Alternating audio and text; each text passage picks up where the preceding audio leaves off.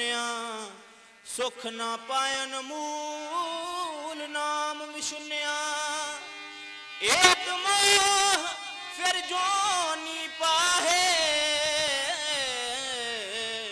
मोह लगा जमपुर जाए सुख ना दिसे कोए सुख ना दिसे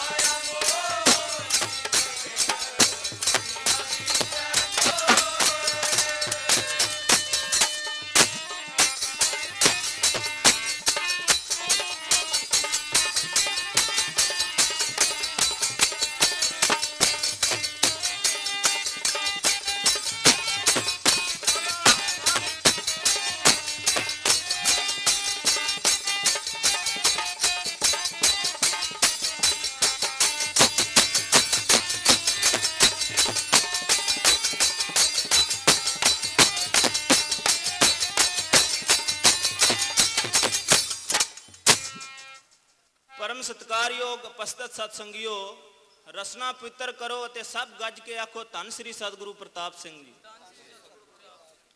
एक बार फिर गज के आखो धन श्री सतगुरु जगजीत सिंह जी। पंजवें पातशाह श्री गुरु अर्जन देव जी श्री आदि ग्रंथ साहब विच रचित अपनी बाणी सहस्कृति राही उचारण करते हैं। हे अजित सूर संग्रामंग अत बलना बहु मर्दन हाँ गण गंधर्व देव मानुख्यंग पस पंखी बेमोहना के भाव हे मोह तू ना जिते जान वाला वड्डे वड्डे बल वाले सूरमियां नूं मल देण वाला सूरमा है। तू गण गंधर्व देवते पशु पंखियां आदि सब नूं मोह लैण वाला है।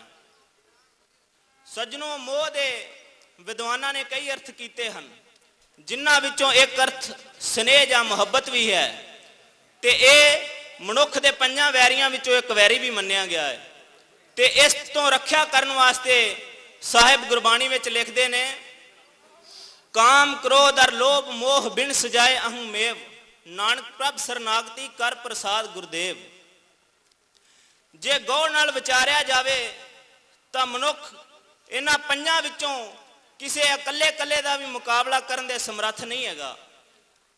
पर जदों पंजे इकट्ठे ही एक मनुख ते चढ़ाई कर देन बस फिर तां बचे बचाए राम वाली गल ही रह जाती है।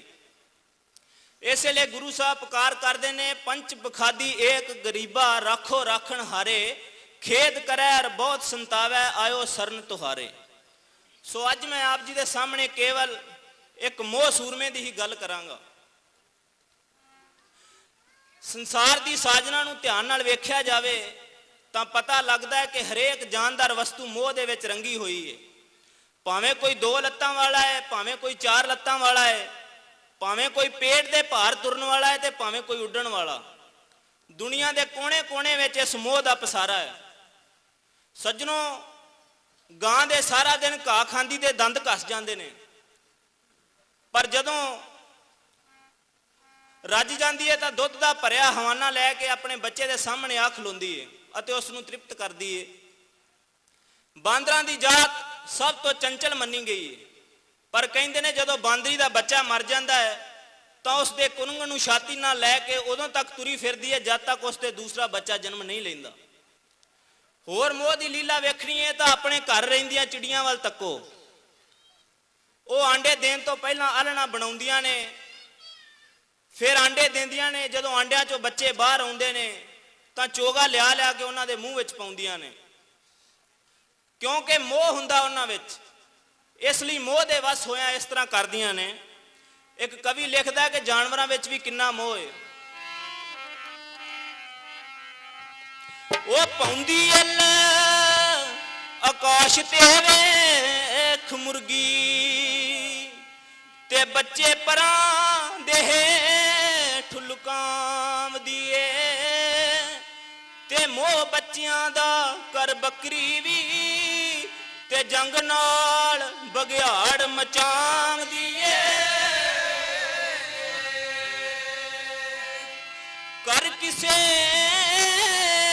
ਦੇ ਸੱਪ ਜਾਂ ਚੋਰ ਆਵੇ ਤੇ ਮਾਂ ਕਾਕੋ ਰੌਲਾ ਝਟ ਪਾਉਂਦੀ ਏ ਤੇ ਪੁੱਤ ਪਿਛਾਂ ਹਟਾਉਂਦੀ ਬਾਂਹ ਫੜ ਕੇ ਤੇ ਪਿੰਡਾ ਹੋ ਅੱਗੇ ਫੰਦ ਲਾਉਂਦੀ ਏ ਸੱਜਣੋ ਹੁਣ ਜਰਾ ਆਪਣੇ ਰੋਜ਼ਾਨਾ ਜੀਵਨ ਵੱਲ ਧਿਆਨ ਮਾਰੀਏ ਤਾਂ ਆਪਾਂ ਦੇਖਦੇ ਹਾਂ ਕਿ ਰੇਲ ਗੱਡੀ ਜਾਂ ਬੱਸ ਦਾ ਸਫ਼ਰ ਕੁਝ ਹੀ ਘੰਟਿਆਂ ਦਾ ਹੁੰਦਾ ਹੈ ਪਰ ਜਿਸ ਸੀਟ ਤੇ ਅਸੀਂ ਬੈਠਦੇ ਹਾਂ ਉਹ ਸੀਟ ਨਾਲ ਮੋਹ ਜਿਹਾ ਹੋ ਜਾਂਦਾ ਹੈ ਕਿਸੇ ਦੂਸਰੇ ਦਾ ਬੈਠਣਾ ਉੱਥੇ ਚੱਲ ਨਹੀਂ ਸਕਦੇ ਉਸ ਸੀਟ ਲਈ ਲੜਦੇ ਝਗੜਦੇ ਹਾਂ ਹਾਲਾਂਕਿ ਕੁਝ ਚਿਰ ਬਾਅਦ ਉਹ ਸੀਟ ਛੱਡ ਜਾਣੀ ਹੁੰਦੀ ਏ ਤੇ ਉਸ ਦੀ ਯਾਦ ਵੀ ਨਹੀਂ ਰਹਿੰਦੀ ਇਸੇ ਲਈ ਕਵੀ ਤੁਲਸੀਦਾਸ ਜੀ ਆਪਣੀ ਕ੍ਰਿਤ ਰਮਾਇਣ ਵਿੱਚ ਲਿਖਦੇ ਨੇ ਮੋਹ ਸਗਨ ਵਿਆਦਨ ਕਹ ਮੂਲਾ ਤਿਸ ਤੇ ਉਪਜੈ ਬਹਿ ਬਦਸੂਲਾ ਭਾਵ ਮੋਹ ਸਾਰੀਆਂ ਬਿਮਾਰੀਆਂ ਦੀ ਜੜ ਏ ਤੇ ਇੱਥੋਂ ਕਈ ਤਰ੍ਹਾਂ ਦੇ ਦੁੱਖ ਉਪਜਦੇ ਹਨ ਇਸ ਲਈ ਗੁਰੂ ਸਾਹਿਬ ਵੀ ਪੁਕਾਰ ਕਰਦੇ ਨੇ ਕਹਿੰਦੇ ਨੇ ਬਿਖ ਸੱਚੈ ਹਟਵਾਣੀਆਂ ਬਹਿ ਹਾਟ ਕਮਾਏ ਮੋਹ ਝੂਠ ਪਸਾਰਾ ਝੂਠ ਕਾ ਝੂਠੇ ਲਪਟਾਏ ਇਸ ਮੋਹ ਨੇ ਵੱਡੇ ਵੱਡੇ ਰਿਖੀ ਪੀਰ ਪੈਗੰਬਰ ਜਤੀ ਸਤੀ ਵੀ ਨਹੀਂ ਛੱਡੇ ਕੋਈ ਵੀ ਇਸ ਦੇ ਪ੍ਰਕੋਪ ਤੋਂ ਬਚ ਨਹੀਂ ਸਕਿਆ ਕਵੀ ਕਹਿੰਦਾ ਮੋਹ ਮਾਇਆ ਦੇ ਨਾਲ ਇਹ ਦੁਨੀਆ ਚਿਪਟੀ ਰਹਿੰਦੀ ਏ ਝੂਠਾ ਹੈ ਸੰਸਾਰ ਲੁਕਾਈ ਲਿਪਟੀ ਰਹਿੰਦੀ ਏ ਹੁਣ ਮੈਂ ਗੱਲ ਕਰਾਂ ਉਸ ਰਿਖੀ ਦੀ ਜਿਸ ਬਾਬਤ ਭਾਈ ਗੁਰਦਾਸ ਜੀ ਲਿਖਦੇ ਨੇ 12 ਵਰੇ ਗਰਬਾਸ ਵਸ ਜੰਮਦੇ ਹੀ ਸੁਖ ਲਈ ਉਦਾਸੀ ਰਿਸ਼ੀ ਸੁਖਦੇਵ ਮੁਨੀ ਜੀ ਜਿਨ੍ਹਾਂ ਨੂੰ ਕਿ ਵਿਆਸ ਮੁਨੀ ਦੇ ਪੁੱਤਰ ਹੋਣ ਦਾ ਮਾਣ ਹੈ ਜੋ ਜੰਮਦੇ ਹੀ ਮਾਇਆ ਤੋਂ ਵਿਰਕਤ ਸਨ ਜਦ ਗੁਰੂ ਧਾਰਨ ਲਈ ਜਨਕ ਜੀ ਪਾਸ ਗਏ ਤਾਂ ਆਪਣੀ ਤੂੰਬੀ ਅਤੇ ਲੰਗੋਟੀ ਬਾਹਰ ਡਿਉੜੀ ਵਿੱਚ ਟੰਗ ਗਏ ਜਨਕ ਜੀ ਪਾਸ ਪੁੱਜੇ ਤਾਂ ਰਾਜੇ ਜਨਕ ਨੇ ਆਪਣੀ ਬ੍ਰਹਮ ਅਵਸਥਾ ਤੇ ਸਮਾਨ ਦ੍ਰਿਸ਼ਟਤਾ ਦਰਸਾਉਣ ਵਾਸਤੇ ਸ਼ਹਿਰ ਵਿੱਚ ਅੱਗ ਲਵਾ ਦਿੱਤੀ ਸਾਰੇ ਪਾਸਿਓਂ ਸੜ ਗਏ ਮਰ ਗਏ ਦੀਆਂ ਆਵਾਜ਼ਾਂ ਆ ਰਹੀਆਂ ਨੇ ਪਰ ਰਾਜਾ ਜੀ ਅੱਗ ਬੁਝਾਉਣ ਦਾ ਕੋਈ ਯਤਨ ਨਹੀਂ ਕਰ ਰਹੇ ਸੁਖਦੇਵ ਮੁਨੀ ਜੀ ਬੜੇ ਹੈਰਾਨ ਹੋਏ ਜਦ ਪਤਾ ਲੱਗਾ ਕਿ ਅੱਗ ਡਿਉੜੀ ਕੋਲ ਆ ਗਈ ਏ ਤਾਂ ਮਨ ਵਿੱਚ ਮੋਹ ਨੇ ਮਾਰਿਆ ਲਲਕਾਰਾ ਤੇ ਖਿਆਲ ਆਇਆ ਕਿ ਮੇਰੀ ਤੇ ਤੂੰਬੀ ਤੇ ਉਹ ਲੰਗੋਟੀ ਡਿਉੜੀ ਵਿੱਚ ਪਈ ਏ ਕਿਤੇ ਸੜ ਨਾ ਜਾਵੇ ਤਾਂ ਸੱਜਣੋਂ ਡਿਉੜੀ ਵੱਲ ਨੂੰ ਦੌੜੇ ਤਾਂ ਰਾਜੇ ਜਨਕ ਨੇ ਆਖਿਆ ਐ ਸੁਖਦੇਵ ਮੁਨੀ ਹੋਸ਼ ਕਰ ਤੂੰ ਤਾਂ ਆਪਣੇ ਆਪ ਨੂੰ ਬੜਾ ਵੱਡਾ ਤਿਆਗੀ ਤੇ ਮਾਇਆ ਤੋਂ ਨਿਰਲੇਪ ਸਮਝਦਾ ਸੈਂ ਤੇ ਹੁਣ 4 ਪੈਸਿਆਂ ਦੀ ਤੂੰਬੀ ਤੇ 2 ਪੈਸਿਆਂ ਦੀ ਲੰਗੋਟੀ ਦਾ ਨਹੀਂ ਤਿਆਗ ਕਰ ਸਕਿਆ ਸੋ ਸੱਜਣੋਂ ਇਸ ਤਰ੍ਹਾਂ ਮੋਹ ਨੇ ਵੱਡੇ ਰਿਸ਼ੀ ਸੁਖਦੇਵ ਮੁਨੀ ਜੀ ਦੇ ਵੀ ਪੈਰ ਉਖਾੜ ਦਿੱਤੇ ਭਾਰਤ ਭੂਮੀ ਦੇ ਤਿਆਗੀਆਂ ਵਿੱਚੋਂ ਸਭ ਤੋਂ ਵੱਧ ਤਿਆਗੀ ਭਗਵਾਨ ਗੌਤਮ ਬੁੱਧ ਜੀ ਨੂੰ ਮੰਨਿਆ ਗਿਆ ਹੈ ਕਵੀ ਉਹਨਾਂ ਬਾਰੇ ਲਿਖਦਾ ਹੈ ਸ਼ਾਕਾ ਮੁਨੀ ਗੌਤਮ ਜੀ ਦੇ ਹਿਰਦੇ ਅੰਦਰ ਜਦੋਂ ਪੈਦਾ ਗਿਆਨ ਦਾ ਨੂਰ ਹੋਇਆ ਰੋਗੀ ਮੁਰਦੇ ਤੇ ਬਿਰਧ ਨੂੰ ਦੇਖ ਕਰਕੇ ਤੇ ਪਰਦਾ ਮਾਇਆ ਤੋਂ ਦੂਰ ਹੋਇਆ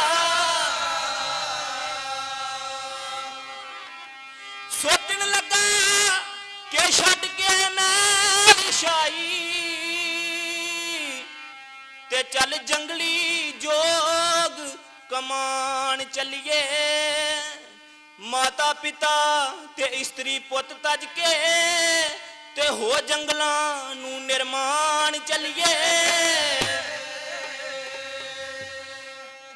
ਜਦ ਇਹ ਵਿਚਾਰ ਮਨ ਵਿੱਚ ਆਈ ਤਾਂ ਮਨ ਵਿੱਚ ਮੋਹ ਨੇ ਹਲੂਣਿਆ ਸੋਚਦੇ ਨੇ ਮਨਾ ਮੈਂ ਚਲਾ ਜਾਵਾਂਗਾ ਤੇ ਮੇਰੇ ਪੁੱਤਰ ਇਸਤਰੀ ਦਾ ਮਗਰੋਂ ਕੀ ਹਾਲ ਹੋਵੇਗਾ ਮਾਪਿਆਂ ਨੂੰ ਕੌਣ ਸਾਂਭੇਗਾ ਸੱਜਣੋ ਪਰਿਵਾਰ ਨੂੰ ਛੱਡ ਕੇ ਜੰਗਲਾਂ ਵਿੱਚ ਪ੍ਰਭੂ ਨੂੰ ਪਾਣਾ ਇਹ ਮਾਰਗ ਬਹੁਤ ਔਖਾ ਲੱਗਿਆ ਐ ਪਰ ਨਹੀਂ ਸੀ ਹੌਸਲਾ ਪਿਤਾ ਜੀ ਦੇ ਪ੍ਰਬਲ ਮੋਹ ਨੂੰ ਡਟ ਕੇ ਛੁਡਾਵਣੇ ਦਾ ਨਾ ਹੀ ਨਿਸ਼ਚਾ ਸੀ ਮਾਂ ਦੀ ਗਲਵਕੜੀ ਦਾ ਤੇ ਗਿਆਨ ਜੋਰ ਦੇ ਨਾਲ ਛਡਾਵਣੇ ਦਾ चलना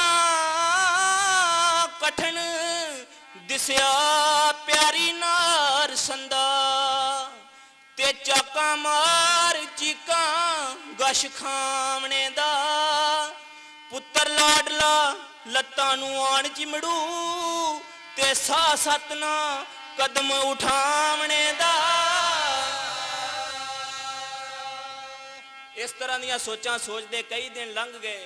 अखीर एक दिन मन नूं कीता पक्का ते सोचा कि मना होर तां कोई चारा नहीं चलना। सोचा सोच आर राती उठ चोरी ते टब्बर त्याग के तोड़ जंजीर निकले सुती नार ते पुत नूं प्यार करके ते तुरन लग्या नैना चों नीर निकले। सो इसे लिए साध संगत जी मैं कह रहा सा इस मोहे देवी देव मोदा अजब पसारा है मोहे देवी देव मोदा अजब पसारा है मोहे देवी देव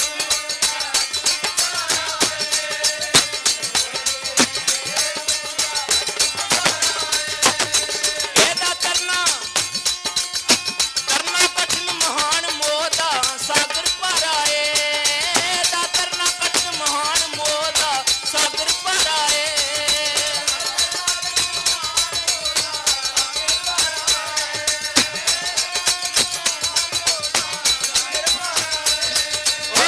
मोहे देवी देव मोदा अजब पसारा है इस मोहे देवी देव मोदा अजब पसारा है।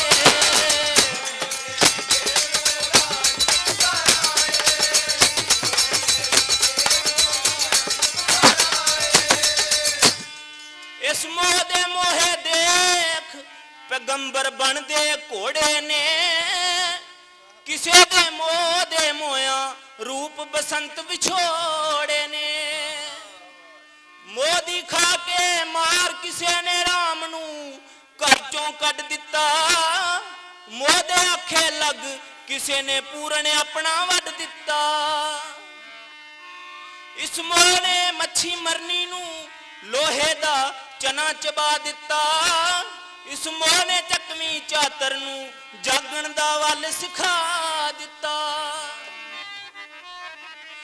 इस मोह ने खेडी खेड चकोरा चब्या कोले तत्ते नू मोदी चाले चढ़िया बांदर खेले खेल अवत्ते नू मोह चोरे स्वतंत्रो विरलाई कोई पुत मां दा ए ओदे दर्शन पार उतारन डंका वजदा ओदे नां दा ए इस मोहे देवी देव मोदा अजब पसारा ए मोहे देवी देव मोदा अजब पसारा ए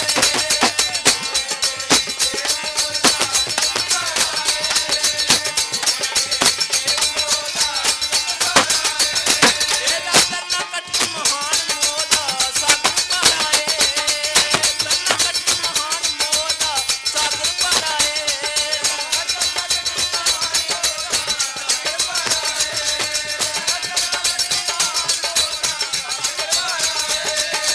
इस मोहे देवी देव मोदा अजब पसारा है मोहे देवी देव मोदा अजब पसारा है।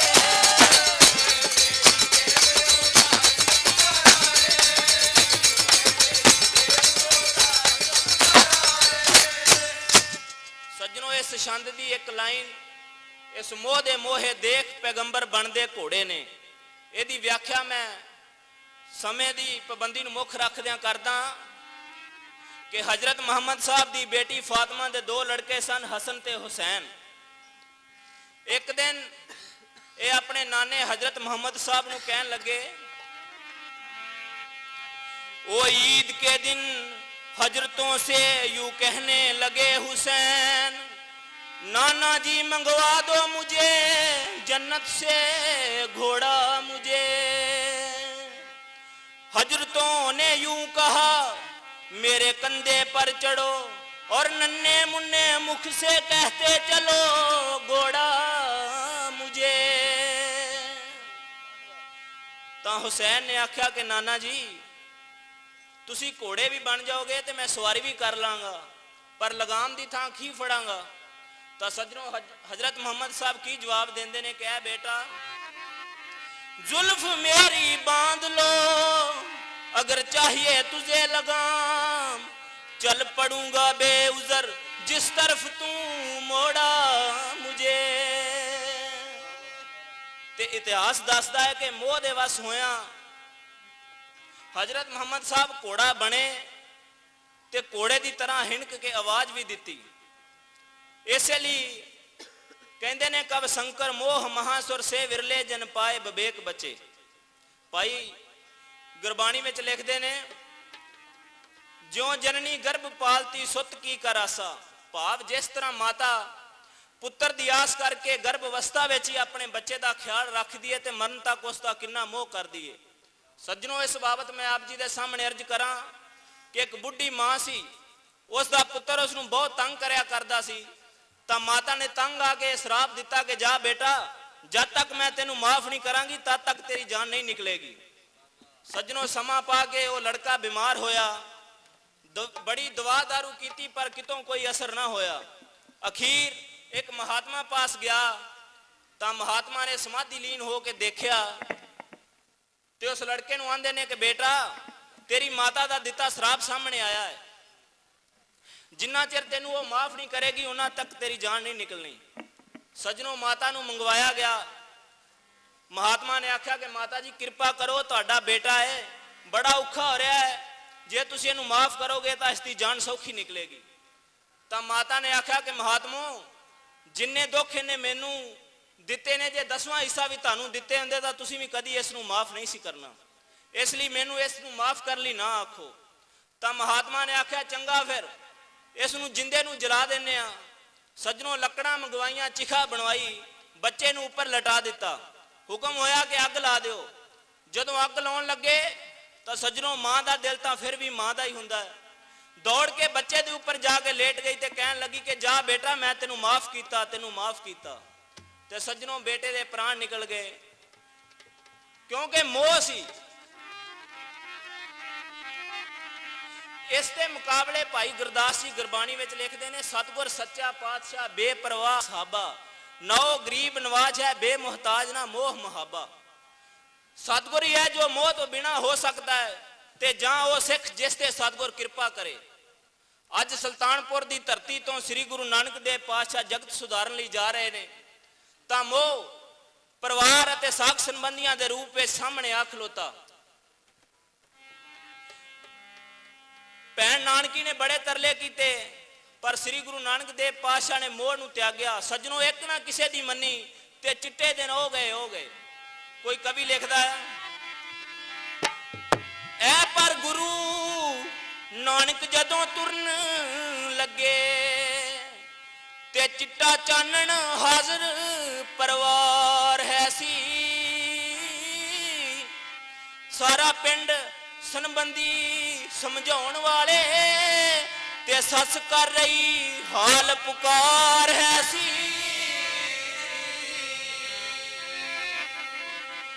जोड़ी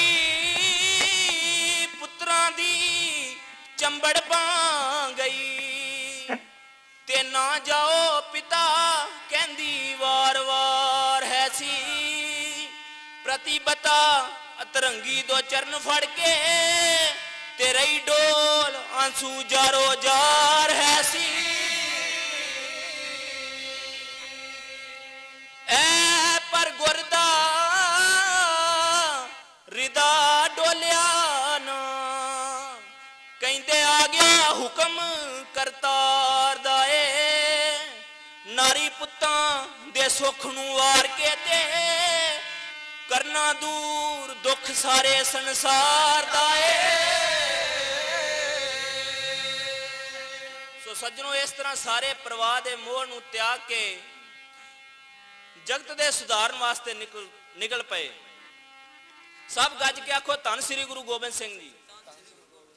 दसम पातशाह जदों अपने दो वड्डे साहिबजादे अते 40 सिंघां समेत आनंदपुर के किले चों बाहर निकले तां तुरकानी फौजां ने घेरा पा लिया।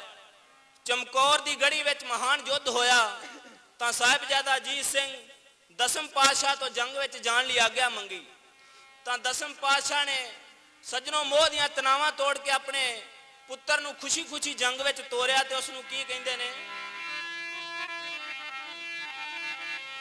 ਮੇਰੇ ਲਾਲਾਂ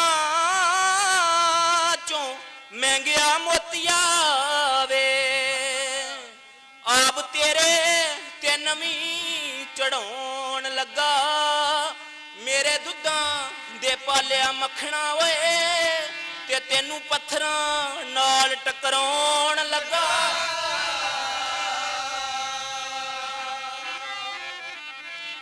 ਮੇਰੇ ਚੰਦਰਮਾ ਤੋਂ ਚਿੱਟੇ ਚਾਨਣਾ ਦੇ ਤੈਨੂੰ ਤੇਗਾਂ ਦੇ ਸਾਵੇਂ ਚਮਕਾਉਣ ਲੱਗਾ, ਮੇਰੇ ਸਿਹਰਿਆਂ ਵਾਲ ਵਾਰ ਜਵਾਨੀ ਨੂੰ ਵਾਰ ਜਵਾਨੀ ਨੂੰ ਵਾਰ ਜਵਾਨੀ ਨੂੰ ਵਾਰ ਜਵਾਨੀ ਨੂੰ ਹੱਸ ਕੇ ਦੇਸ਼ ਕੌਮ ਦੇ ਵਾਰ ਜਵਾਨੀ ਨੂੰ ਦੇਸ਼ ਕੌਮ ਦੇ ਵਾਰ ਜਵਾਨੀ ਨੂੰ ਦੇਸ਼ ਕੌਮ ਦੇ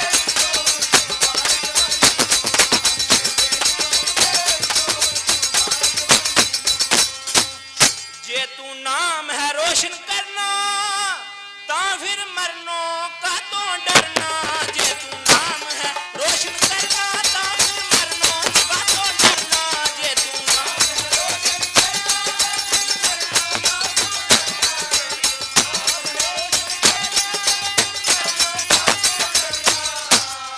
ओए बिन कुर्बानी तो नहीं सरना, तू भी कर कुर्बानी नू हंस के देश कौम के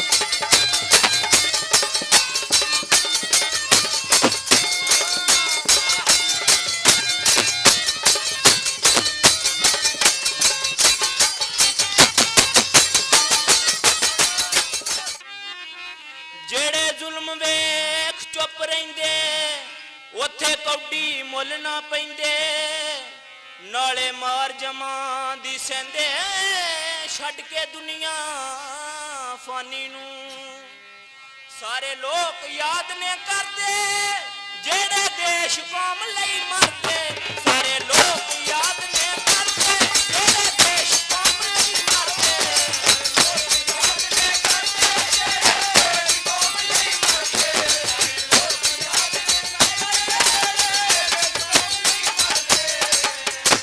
सूरमे शीस तली ते तरदे छड़ के प्रीत निदानी नू आके देश के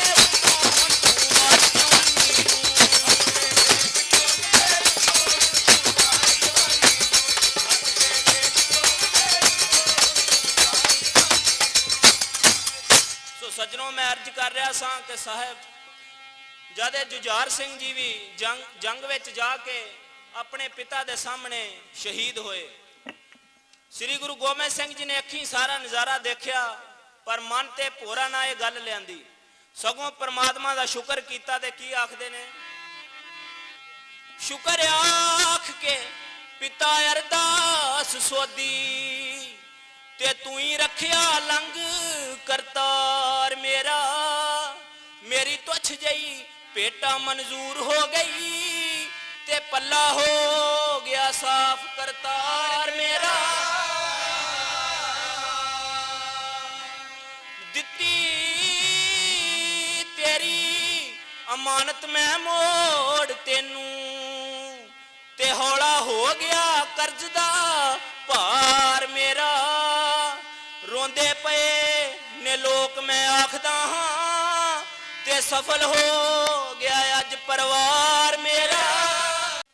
कि उधर छोटे साहबजादियां ते माता गुजरी नूं सरहंद ले जाया गया, जद सूबे वजीर खान की कचहरी में पेश करने लई ਅਹਿਲਕਾਰ ਛੋਟੇ ਸਾਹਿਬਜ਼ਾਦਿਆਂ ਨੂੰ ਲੈਣ ਵਾਸਤੇ ਆਏ ਤਾਂ ਮਾਤਾ ਗੁਜਰੀ ਮੋਹ ਦੀਆਂ ਤਨਾਵਾਂ ਤੋੜ ਕੇ ਪੁਰਾਣੇ ਸਿੰਘਾਂ ਦੀਆਂ ਸਾਖੀਆਂ ਸੁਣਾ ਸੁਣਾ ਕੇ ਆਪਣੇ ਪੁੱਤਰਾਂ ਨੂੰ ਕੀ ਉਪਦੇਸ਼ ਦਿੰਦੀ ਹੈ ਤੇ ਕੀ ਕਹਿੰਦੀ ਹੈ?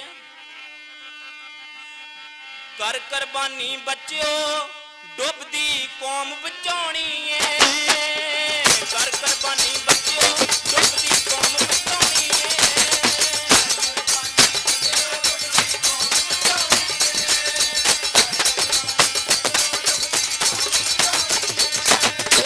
ਕਰ ਕੁਰਬਾਨੀ ਬੱਚਿਓ ਡੁੱਬਦੀ ਕੌਮ ਬਚਾਉਣੀ ਏ, ਕਰ ਕੁਰਬਾਨੀ ਬੱਚਿਓ ਡੁੱਬਦੀ ਕੌਮ ਬਚਾਉਣੀ ਏ।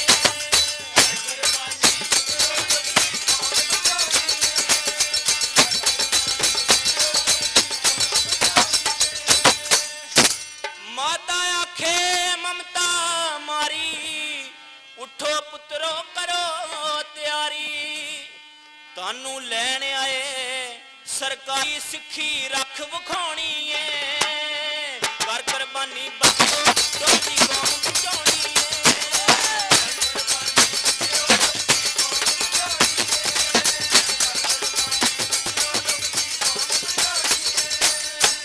ਭਾਵੇਂ ਲੱਖ ਕਸ਼ਟ ਪਏ ਸਹਿਣਾ, ਤੁਸਾਂ ਨੇ ਸਿਦਕ ਤੇ ਡਟ ਕੇ ਰਹਿਣਾ, ਨਾ ਤੁਸੀਂ ਸੂਬੇ ਦਾ ਮੰਨਣਾ ਕਹਿਣਾ, ਲਾੜੀ ਮੌਤ ਵਿਆਉਣੀ ਏ, ਕਰ ਕੁਰਬਾਨੀ ਬੱਚਿਓ ਡੁੱਬਦੀ ਕੌਮ ਬਚਾਉਣੀ ਏ।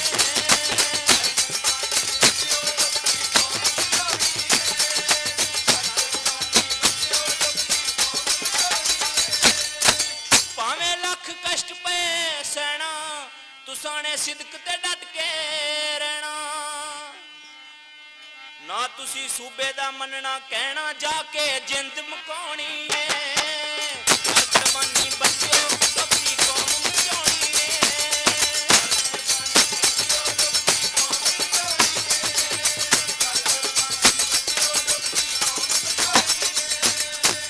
ਤੁਹਾਨੂੰ ਪਰਖਣ ਦੀ ਆਈ ਵਾਰੀ, ਜਾਵਾਂ ਤੁਹਾਡੇ ਤੋਂ ਬਲਿਹਾਰੀ, ਰਹੇ ਤੁਹਾਡੀ ਕਾਇਮ ਸਰਦਾਰੀ, ਕੌਮ ਦੀ ਸ਼ਾਨ ਵਧਾਉਣੀ ਏ, ਕਰ ਕੁਰਬਾਨੀ ਬੱਚਿਓ ਡੁੱਬਦੀ ਕੌਮ ਬਚਾਉਣੀ ਏ।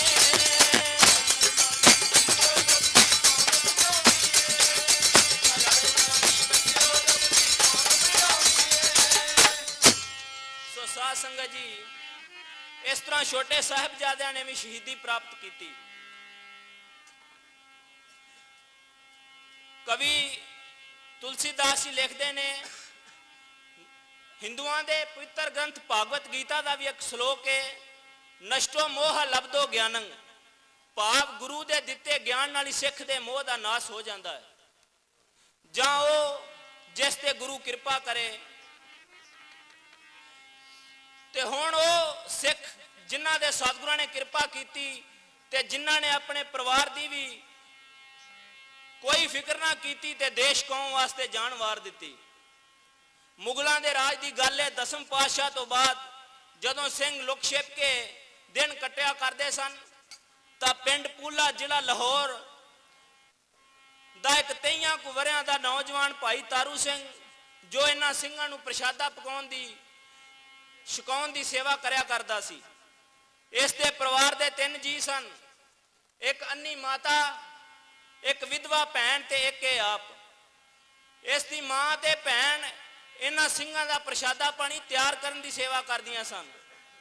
ਸ਼ਿਕਾਇਤ ਕਰਨ ਤੇ ਇਸੇ ਦੋਸ਼ ਵਿੱਚ ਲਾਹੌਰ ਦੀ ਪੁਲਿਸ ਭਾਈ ਤਾਰੂ ਸਿੰਘ ਨੂੰ ਫੜ ਕੇ ਲੈ ਗਈ।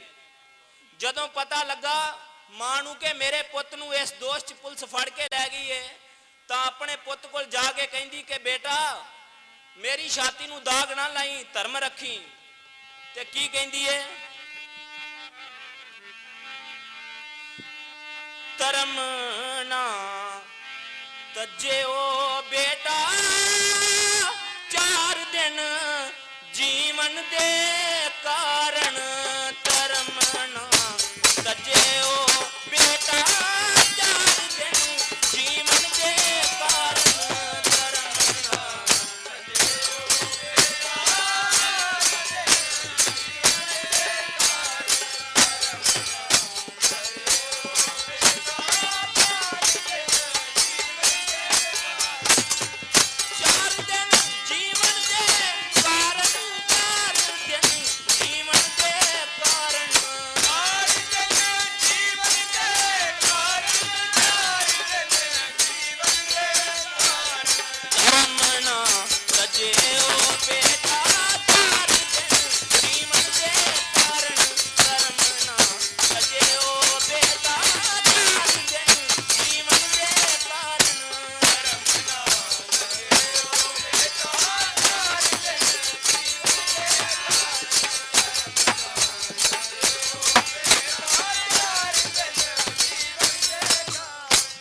भाई तारू सिंह नूं उसदी मां की समझाउंदी है। मां आखदी पुत्रा धर्म रखी ते दाग कालजे मेरे नू लाई ना तू छेती आन मिली मैनू रोंदड़ी नू ते एदू वध के होर रवाई ना तू तेरी भैन खड़ी रोवे कूंज वांगू ते एनू अध विचकार रुड़ाई ना तू की होया जे धर्म ते आन बनी ऐ पर सिखी नू दाग है लाई ना तू। सो साध संगत जी इस तरह पुत मोह नू कंड दे के भाई तारू सिंह नू शहीद होने का उपदेश दिता। जदों तो संसार की साजना हुई है अनेका मावां ने बच्चों नू जन्म दिता ते मां खवाया, पर सज्जनों हिंदू मत अनुसार केवल 2.5 मावां होईयां। पहली माता ध्रुव दी माता, दूजी फरीद दी ते अद्धी माता गोपी चंद दी, जिन्हां ने अपने पुत्रां नू ज्ञान का उपदेश दिता अते भगती मार्ग वाल लाया। पर कहंदे ने जदों गोपी चंद दी माता ने अपने पुत्र गोपी चंद नू राज तख्त छड्ड के गलियां विच कासा लैके भीख मंगदे वेख्या ते बड़ी पछताई के मना यह की कीता, इसलिए उसनू अद्धी माता का दर्जा दिता गया है। पर सज्जनों ये मावां वो सन जिन्हां ने अपने बच्चों नू भगती मार्ग वाल लाया, विराग का उपदेश दिता। किसी ने अपने पुत्र नू शहीद होने का उपदेश नहीं दिता।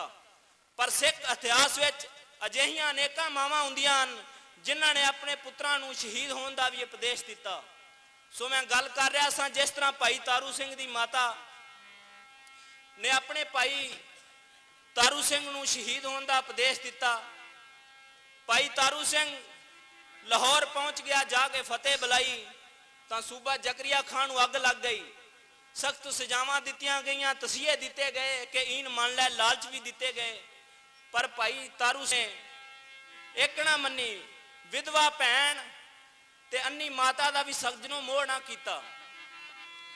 ते जकरिया खान नू की जवाब देंदा है? तारू सिंह ने मोड़ जवाब दिता ते मैनू परख कसवटी ते ला वेखो, मेरा सिदक अडोल नहीं डोल सकता ते भावें सूली दे उत्ते टंगा वेखो। जती जत छड्डे सती सत छड्डे ते तमो गुण अंदर विष्णु आ सकदा। जीवन होण अणहोणियां सब गल्लां, पर तारू सिंह नहीं धर्म डुला सकदा।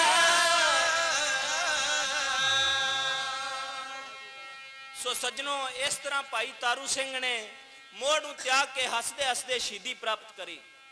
सब गज के आखो धन श्री सतगुरु राम सिंह जी। नामधारी इतिहास विच भी इस तरह की एक माता आउंदी है जिसका नाम है खेम कौर, जो कि मलेरकोटले दे शहीदी जथे विच शामिल सी, जिसका पिंड सी रड़। इसका 12 सालां दा बच्चा शहीद बिशन सिंह रक्कड़ विच कावण दे सामने खलोता है शहीद होने वास्ते। कावण दी मेम नू इस मासूम बच्चे नू वेख के तरस आया ते अपने पति कावण नू कहंदी है कि इसनू छड्ड दिता जावे। तो कावण ने आख्या कि इस शर्त ते छड्डांगा जे कह देगा कि मैं गुरु राम सिंह दा सिख नहीं। तो मेम बिशन सिंह नू समझाउंदी है। जब माता खेम कौर ने देखा कि मेरे पुत्र नू निशाने तो थड़काया जा रहा है, तो सज्जनों अपने पुत्र की बांह फड़ के उसनू आखदी है कि बेटा देखी किते मेरी कुख नू लाज ना लाई। ते की उपदेश करदी है? दम दित्तियां बाज नी दम मिलदे ते बाज दमां दे ढोए नहीं ढोए जांदे। बाज खुशी दे हस्या नहीं जांदा ते रोने गमां दे बाज नहीं रोए जांदे।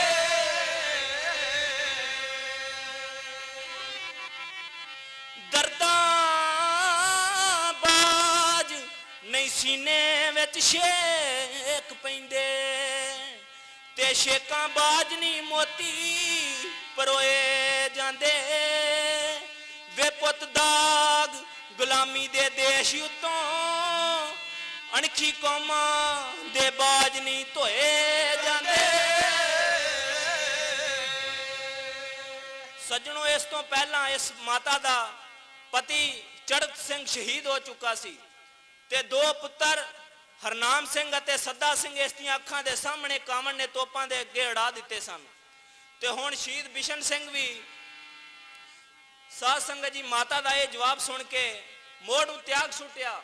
ਧੰਨ ਧੰਨ ਸ੍ਰੀ ਸਤਿਗੁਰੂ ਰਾਮ ਸਿੰਘ ਜੀ ਦੀ, ਜਿਨ੍ਹਾਂ ਦੇ ਸਿੱਖ, ਜਿਨ੍ਹਾਂ ਨੇ ਮੋਹ ਦੇ ਸੰਗਲਾਂ ਨੂੰ ਸੱਜਣੋਂ ਕੜੀ ਕੜੀ ਕਰ ਦਿੱਤਾ। ਤੇ ਬਿਸ਼ਨ ਸਿੰਘ ਕਾਵਣ ਨੂੰ ਕੀ ਜਵਾਬ ਦਿੰਦਾ ਹੈ? ਮੈਂ ਸਿੱਖ ਹਾਂ, ਸਿੱਖਿਆ ਸਿੱਖ ਆਇਆ ਤੇ ਸਿੱਖੇ ਹੋਏ ਨੂੰ ਹੋਰ ਸਿਖਾਵਣਾ ਕੀ। ਬੰਦ ਬੰਦ ਕਟਵਾਣਾ ਮੰਨ ਆਇਆ ਤੇ ਮੰਨੇ ਹੋਏ ਨੂੰ ਹੋਰ ਮਨਾਵਣਾ ਕੀ।